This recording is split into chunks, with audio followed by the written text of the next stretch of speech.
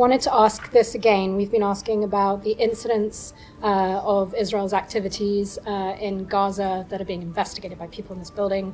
Are you confident that the conclusions of some of these incidents will reach the light of day moving forwards to the next administration? Is there anything that this building is doing to shore up to make sure that those conclusions come to light? So we continue to work to reach definitive answers with respect to a number of the incidents that we are looking at.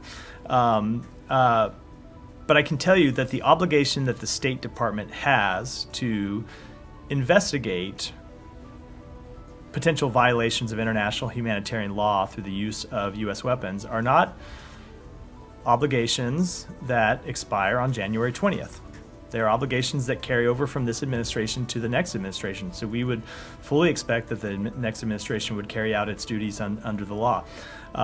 There are a number of potential incidents that we have been looking at. You've seen us issue a report where we went into detail how we are looking at these, the fact that we do believe it's reasonable to assess that there have been instances in which Israel has violated international humanitarian law or its commitments under Israeli law. But we have a number of incidents that we're looking at, and if those aren't finished between now and Monday, there are obligations that continue on into the next administration. And on that report that you mentioned, that you're talking about the NSM there,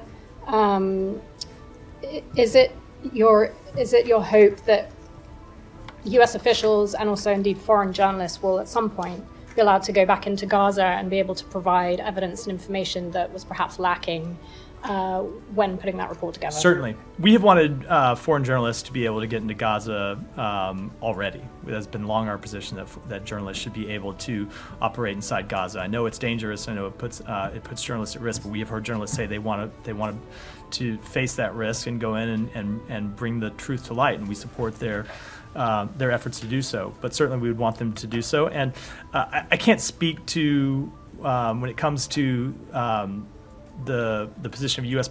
personnel, I don't think I should speak to that, given that it's going to be I don't want to speak for the next administration. The ceasefire goes into effect on Sunday. The new administration takes office on Monday, so I don't think I should try to speak for them. But certainly I can say on behalf of this administration, we would want to be able to do anything we could to gather facts about potential violations of international humanitarian law. And